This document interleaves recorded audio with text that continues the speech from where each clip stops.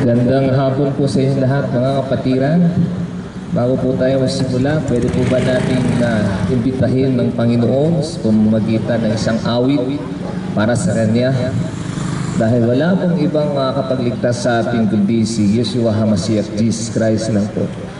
Dapat po natin alalahanin na si Jesus lang, Jesus Christ, siya lang po ang tagapagligtas. Kaya bago sa lahat po, papakilala ko po pala ang sarili ko. Ito pala si Pastor Jedi.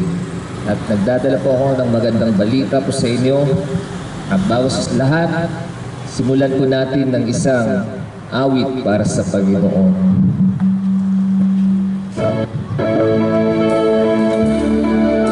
Yes, Lord.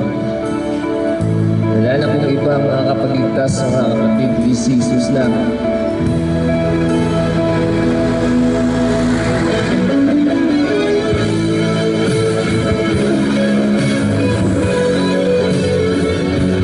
Lord, pupurihin namin kayo dito sa Isabela, Luzon, Visayas. Bawat tao sa mundo ay nagkasala. Bawat kasalanan, kamatayan ng kabayaran. Nalalaman mong ito'y katotohanan. Nais mo'y mabayaran sa sariling paraan. Subalit hindi natin kaya, pagkat tayo'y di karapat-dapat. Ang kanilamang kabayaran ng kasalanan nang ibinigay ng Diyos, ang biyaya walang hanggan. Siya nang dahil sa'yo, noon ay nabuhay, noon ay nabuhay. Si Jesus ay binigay sa akin upang kasalanan natin ay tayo ay tubusin. Yes, Lord. Dahil sa mamahal ng Diyos sa atin, ang nais niya ikaw at ako'y makapiling. Subalit ang tao ay tigas pa rin ang kalooban. Iisip gumagawa ng sariling paraan. Subalit hindi natin kaya, pagkat tayo'y di karapat-dapat. Ang dami lamang kabayaran ng kasalanan nang binigay ng Diyos, ang biyaya walang hanggan.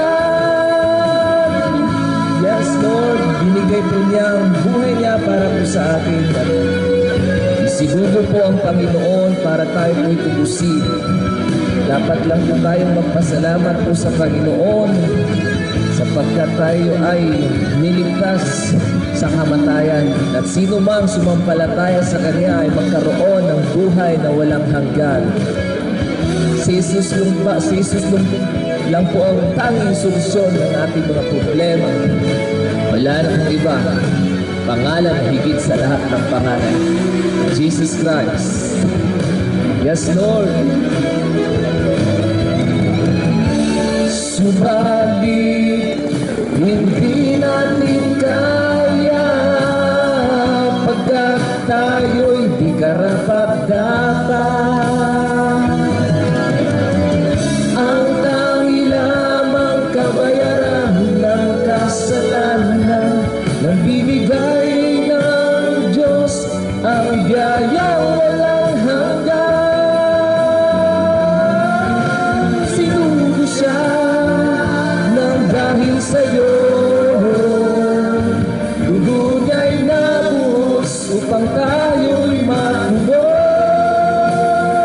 Ang nais mo kaligtas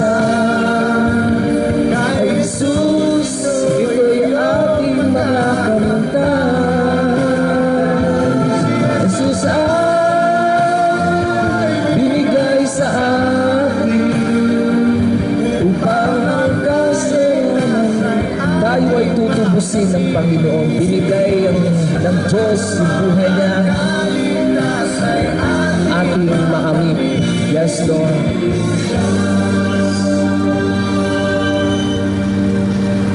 Sinubos siya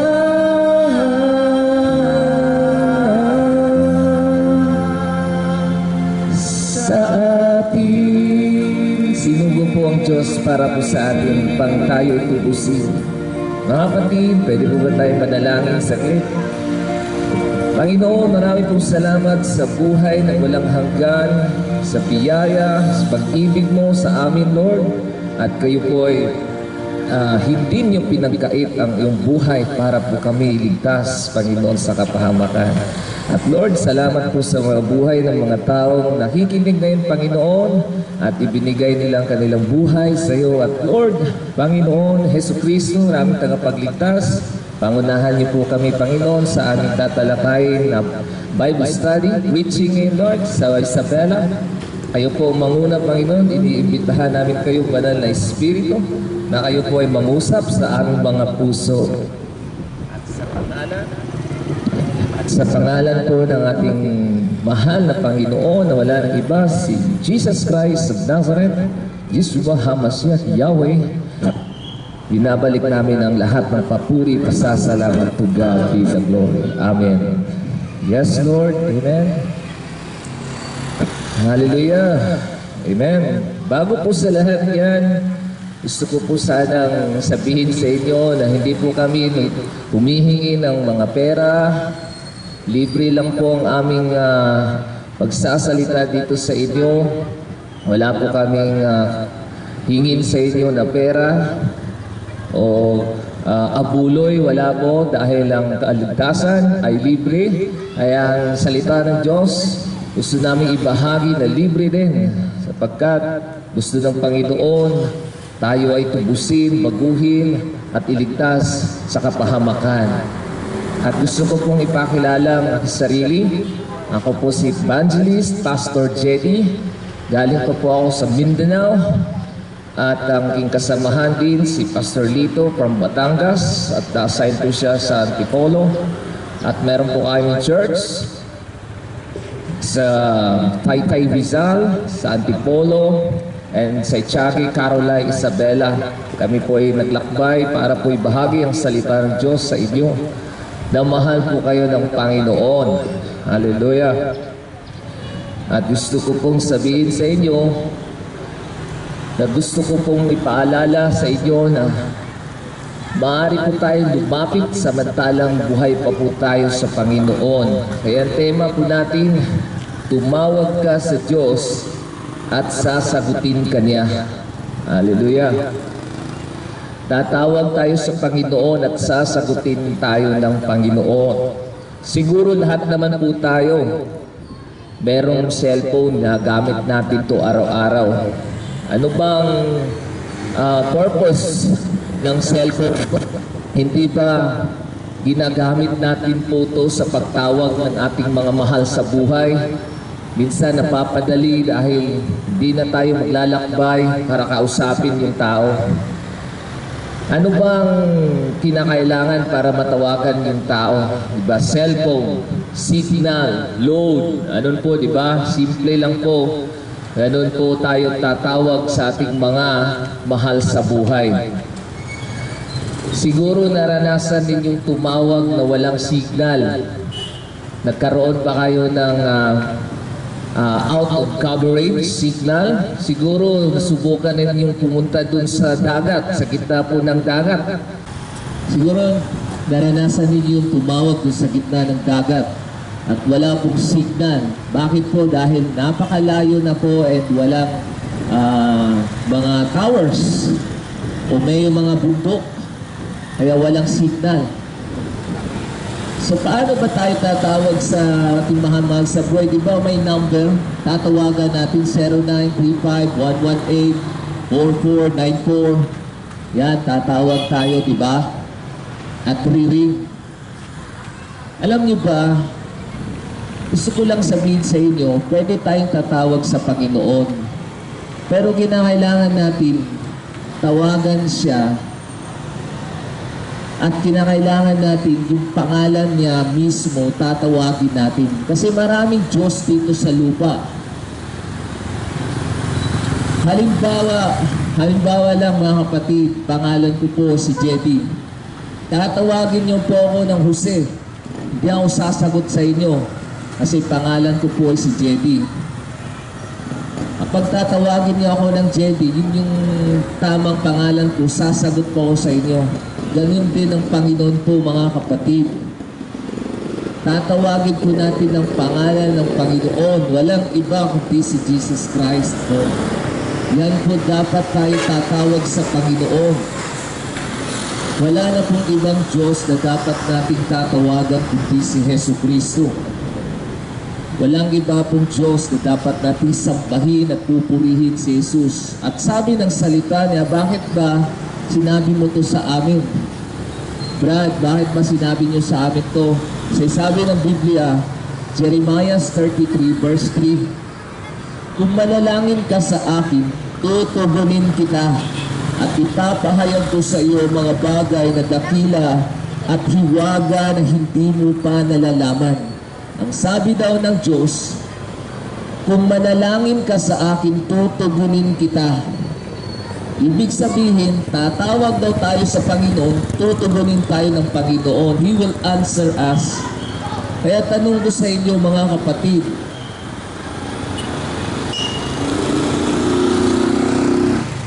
kailan kayo tumawag sa Panginoon at may sumagot ba ang Panginoon sa inyo?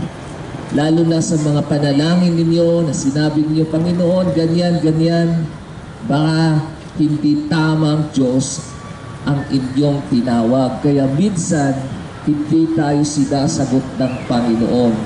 Kapag tatawag tayo sa Kanya, lilingon ng Panginoon dahil ang pangalan niya walang iba kundi si Jesu Cristo. Siya po ang daan, katotohanan at ang buhay.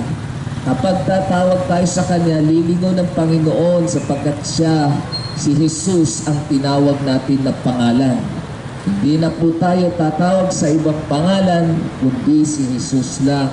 Yan po yung tema po natin, tumawag kayo sa Diyos at tutugunin kayo ng Panginoon. Sasagutin niya kayo. Hindi siya sasagot sa inyo kung ibang Diyos ang tatawagin ninyo mga kapatid. Kaya bago kayo manalangin sa Panginoon, sabihin niyo po, Panginoong Jesus, Jesus Christ, ako po ay lumalapit sa inyo ngayon. Ganun po tayo manalangin. Hindi lang po tayo sasabihin, Jesus.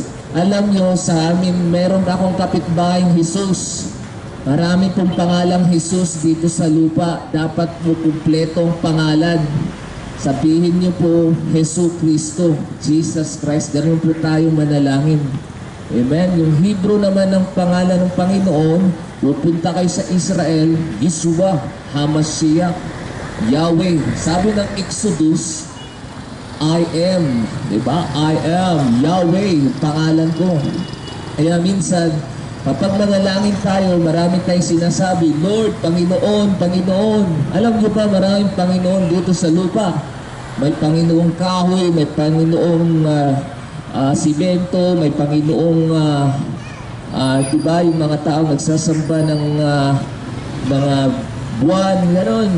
Kaya nga, kapag tatawag tayo sa Panginoon, may pangalan yon, Jesus Christ. Wag lang po Jesus, kasi may kapitbahay akong Jesus.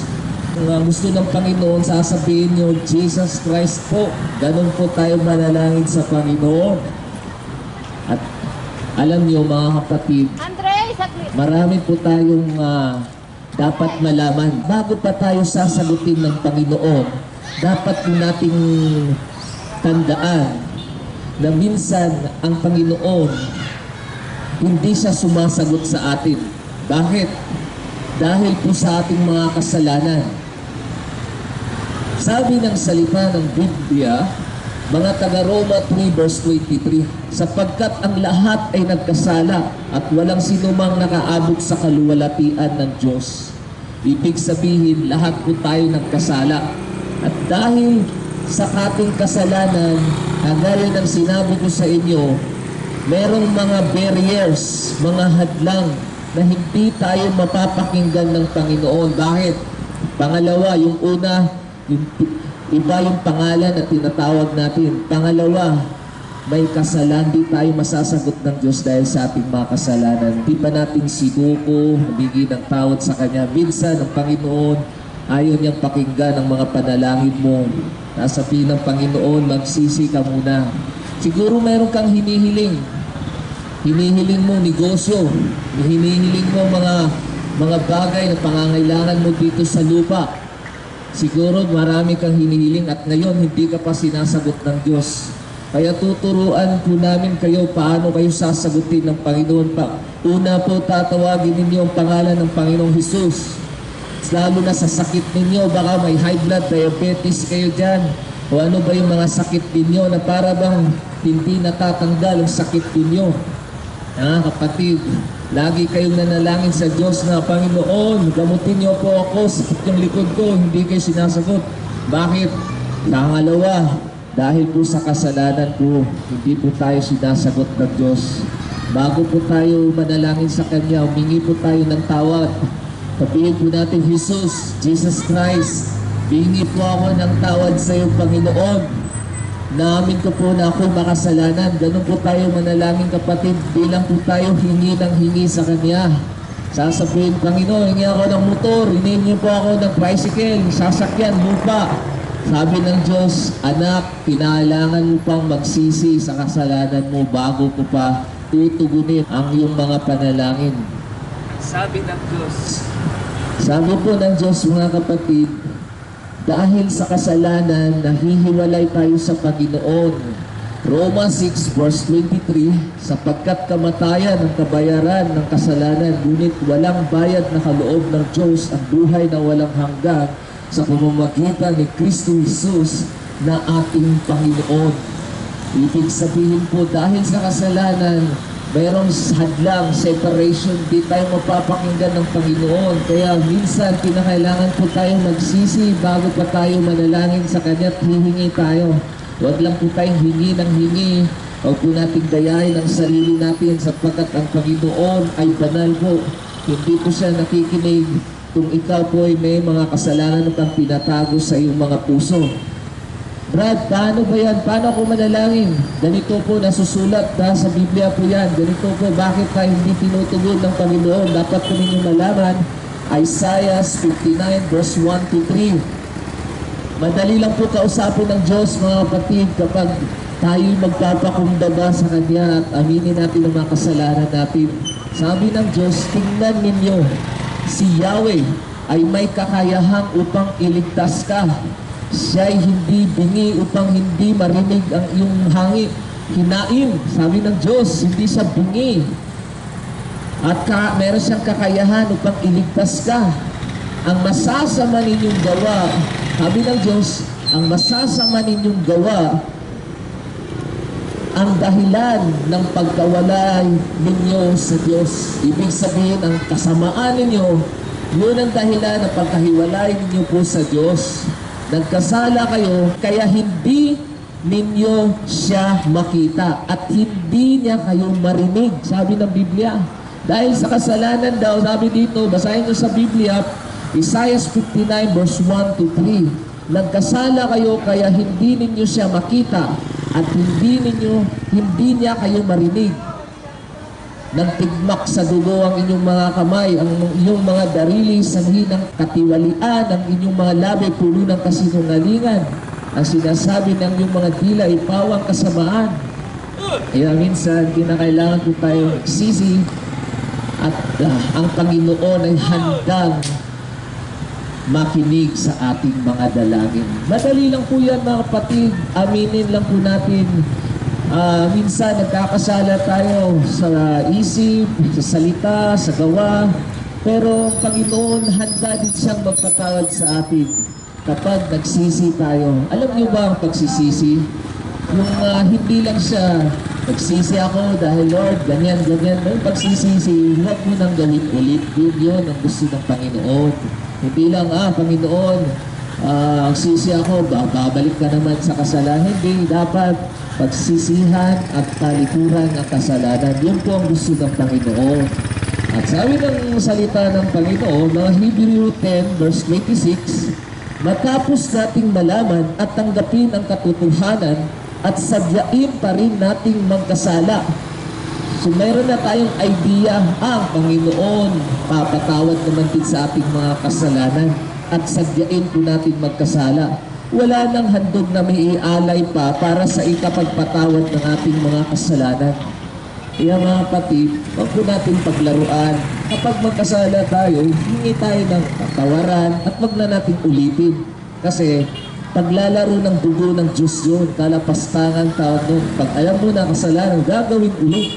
Kaya minsan ang Panginoon, hindi siya tumutugon sa ating mga panalangin.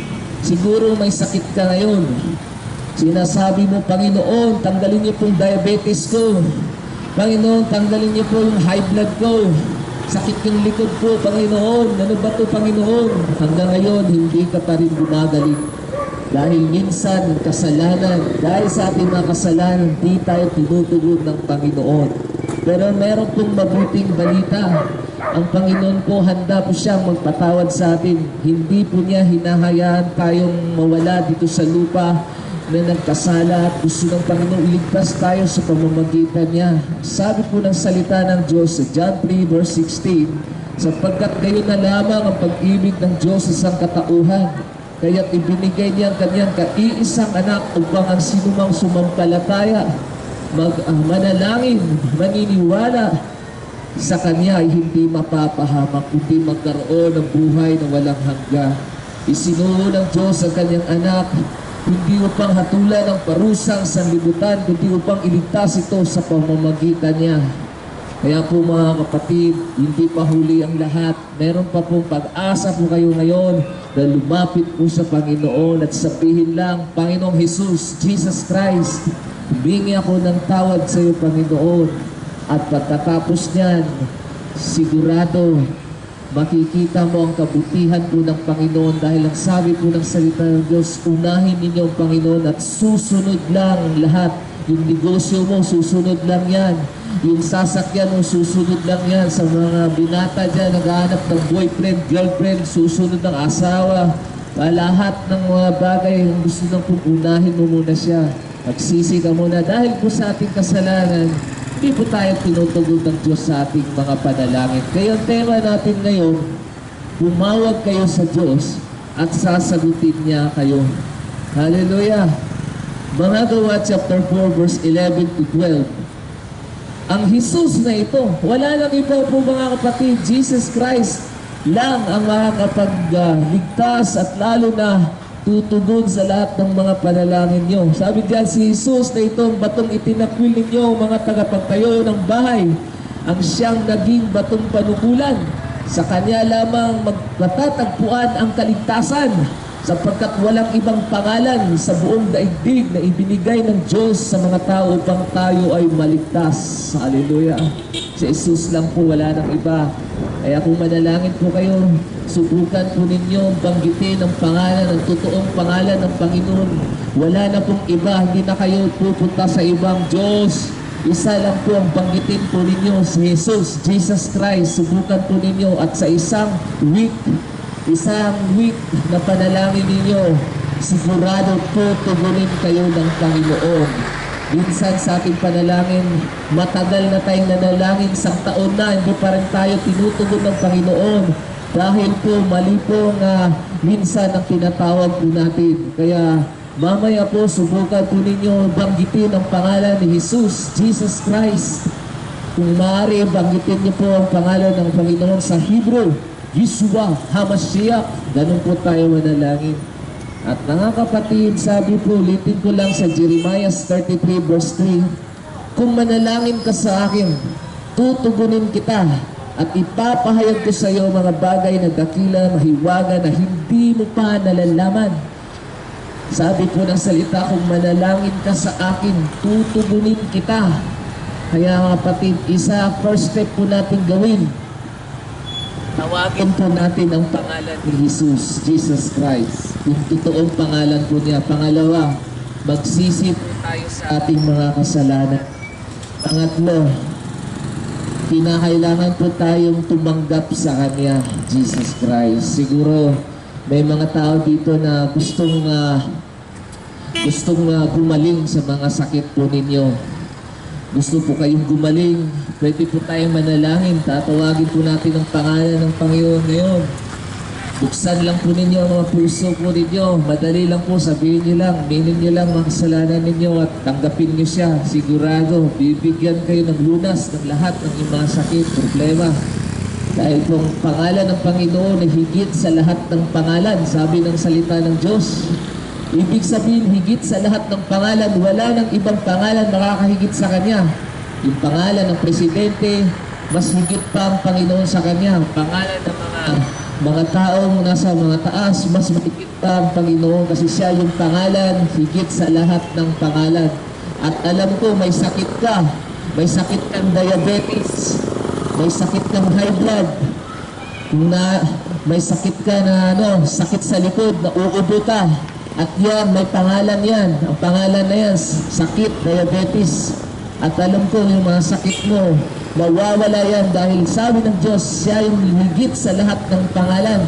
Kaya yung mga sakit mo, mawawala yan sa pamamagitan ng pangalan ni Yeshua HaMashiach, Jesus Christ. Kung tanggapin ng ninyo ang Panginoon ngayon, sasagutin kayo. Kaya bago po tayo magtatapos, pwede po tayong manalangin saglit. Yes, Lord. Kahit ipikit lang ninyo mga mata ninyo, buksan lang ninyo ang mga puso at sabihin sa tahimik, Jesus Christ, tinatanggap kita, Panginoon, bilang aking Diyos at tagapagligtas. Naniniwala po ako na wala ng ibang pangalan na higit sa lahat ng pangalan na makakapagligtas at sasagot sa akin. Jesus Christ lang po, Yeshua HaMashiach. At naniniwala po ako na kayo po ay namatay, linibing, at sa pangatlong araw na buhay muli. Kaya Panginoon, iligtas niyo po ako at baguhin niyo po ako at sagutin po ninyo ang lahat ng aking mga panalangin.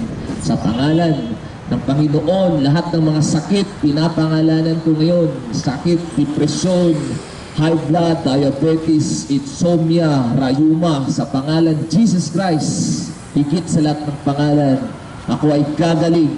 Hallelujah. Amen. Glory to God. Maraming pong salamat mga kapatid sa panahon at hanggang sa muli po ng ating Bible study. To God be the glory. Amen. Salamat po sa inyong lahat. Hallelujah! Glory to God! Maraming salamat po sa inyo lahat. Amen. Imbitahan po kayo namin sa church po namin. Kami po ay born again Christian, evangelical, at nandun po yung church namin sa Carolay, Itchagi, Isabela. Galing po kami sa Mindanao. Nagban lang po kami para makarating po dito. To God be the glory. Salamat po sa inyo lahat. Amen.